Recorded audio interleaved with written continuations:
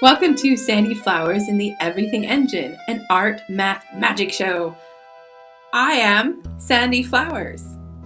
There are two kinds of magic shows. First, there are the ones where a person takes their skills and uses them to create an illusion. These illusions will happen because everyone's individual capacity to process their surroundings is different. And if you've never seen something before, simple experiential blindness means you remain in a state of unknowing if that person doesn't reveal their secret knowledge to you. There is another kind of magic where a person takes their skills and uses them to remove an illusion.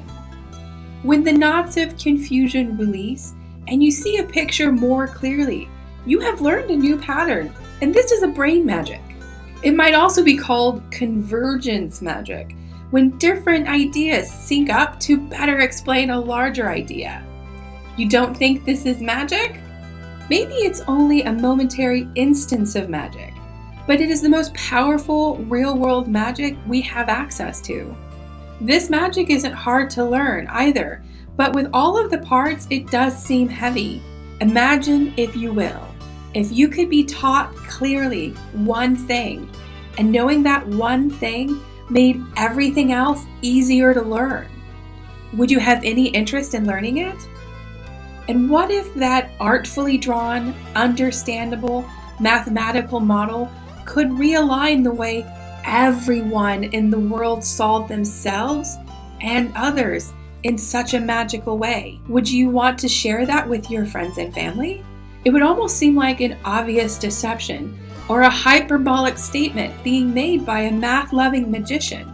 But as I said, my art and math are not about performing illusions.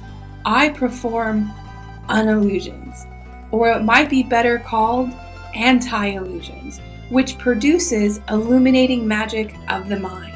I fully admit that this sounds like an amazing claim, like a magic bullet of learning, but it's hard to spin it any other way. So the art and math I'm going to perform may at first seem like experiential blindness, but stick with me. The magic comes when I place it in your hands, and you'll find that you'll finally be able to understand, well, everything. Have you ever felt or said that some field or area was just beyond your understanding? What if I told you that nothing was beyond your understanding? Even with endless time, though, you might not be able to make it through all of the research, so having the proper roadmap to guide you would zip you along your journey. On this journey, I am only reviewing real and established evidence that is merely showcased around an artistically drawn mathematical manifold, which was uncovered at a point where math meets already accepted common science terms. Along this journey, I will show you how and where I uncovered it, and show explicitly with logic and rational language why this specific mathematical device is able to do what I claim it can. You will be able to see it for yourself and become something greater. That is the whole point. It's going to be magical because this device is able to capture all the complexity of a moving system within its simple geometric structure, from humans to computers to the universe. This device connects and explains them all. In order to properly explain all this, please realize, dear viewer, that this takes some time. Not just to explain, but to process.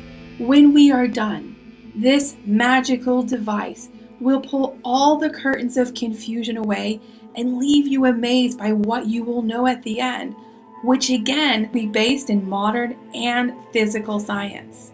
This sometimes gets dismissed as everyday magic, and indeed, removing large amounts of experiential blindness or an illusion of confusion from the whole world, well, you might consider that an amazing feat of magic. But that is all it would take in order to revolutionize the world. And that is indeed the goal and magical theme of this and future shows. So why an art, math, magic show? Think about it. In order to have a universal and real-world impact, any new model brought to the foreground of society for representation of humanity would need to be a feat of art and math as well. To truly unite every level of human understanding would require a real device that actually existed, something tangible that could be visualized and measured. But it would still need to be abstract enough that the concept had some flexibility, but based in already established science. It shouldn't come as a surprise that such a device was uncovered.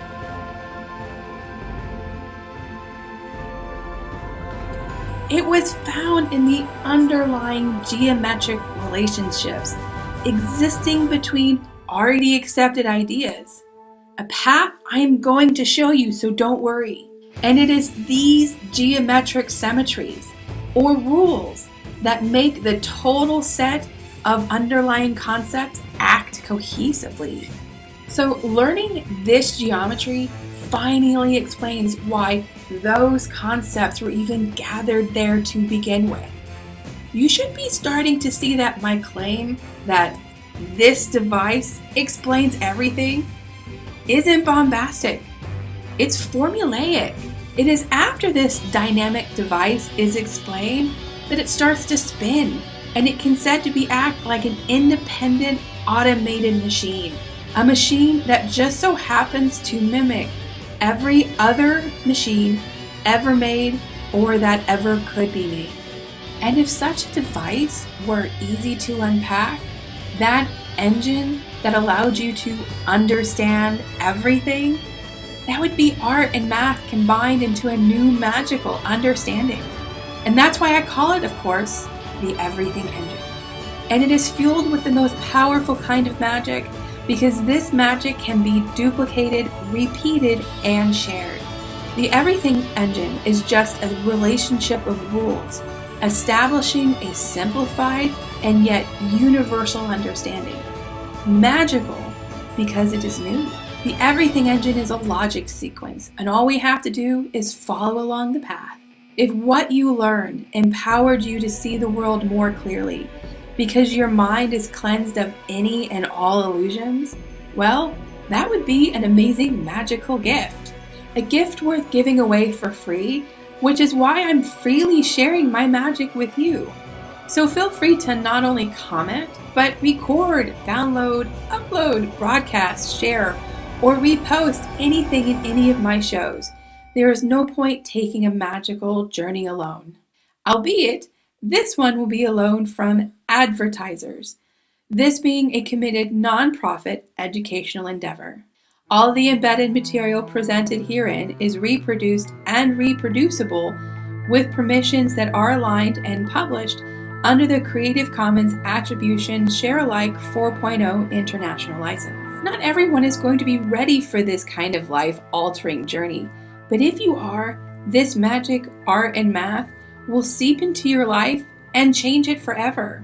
As an artist, I'm not trying to offer you shock and awe, though that might be a side effect. What I have to offer you is science, rationality, sublimation, and a dash of historical context.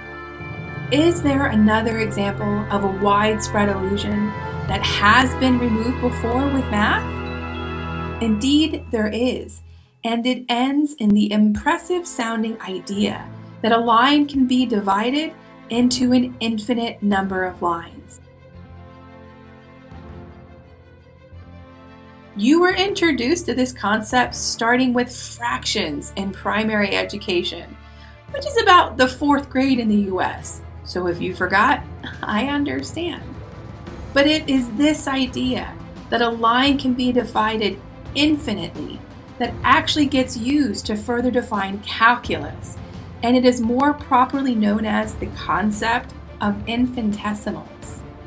Amir Alexander published a book about the history of this concept, with the same name in 2014. Calculus is simply the math of objects in motion, and infinitesimals is the history of that dangerous idea. It's a very exciting and dramatic read. Because think back to Galileo, and when he turned his telescope to study the stars moving in the heavens, it was 16th century Catholic Italy. Galileo was looking at moving objects, but the math he needed to measure the motion of those stars, calculus, had not been invented yet.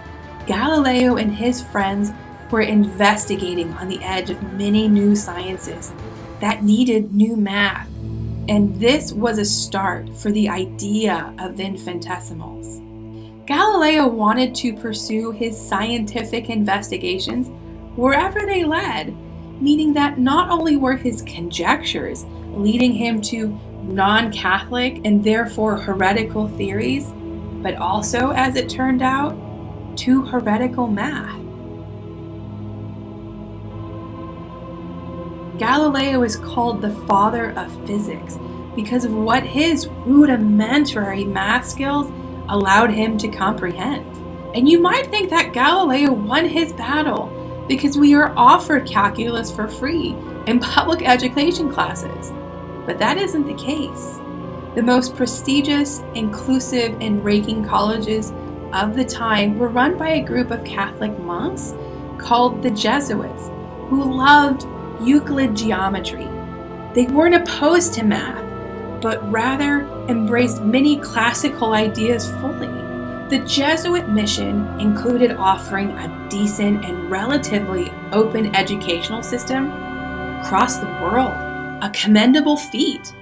But they had clear beliefs on what could be infinite, which didn't include simple math concepts such as lines.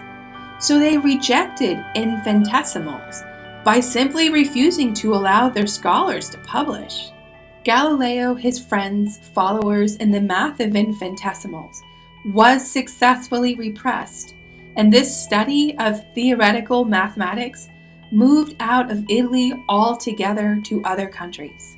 This is how and why all the precursor math, which was still pointing to infinitesimals, was rediscovered and finally published in 1685 by Leibniz and later by Newton. This was almost 100 years after Galileo first started writing his essays in 1589 called De Motu about the theory of motion. What type of impact did this continued illusion have? Well, calculus led the way to the Industrial Revolution, which led to the foundation for modern technology and the space race. Think about that. Personally, I'd like to imagine that with 100 more years of calculus under our historical belt, think of all the technological marvels that might have been developed. We might have had spaceships by now. But the leaders at the time weren't trying to deny anyone spaceships. They were protecting their religious biases, which was also a part of the context of the Jesuit mission. They were not trying to be deceitful and keep new math from the people. They were merely mortal men making the best decision they could. Regardless, I now feel entitled to a spaceship. So therefore, I am not fond of illusions or repressing theories that might get us spaceships simply because they are new or go against our biases. I understand why this was done in the past, but there isn't any reason for it in the present. And this is just one example of how removing a single illusion brings about revolutionary change, which our world desperately needs right now. And there is yet another series of revolutionary illusions holding us back. Want to learn more, review the evidence, or experience more questions being answered? Subscribe, like, and comment. Let us know what your favorite questions in life and science are. We will keep posting. Visit our website, theeverythingengine.wordpress.com, where we have posted the art, transcripts, and other useful things. Thanks again for watching.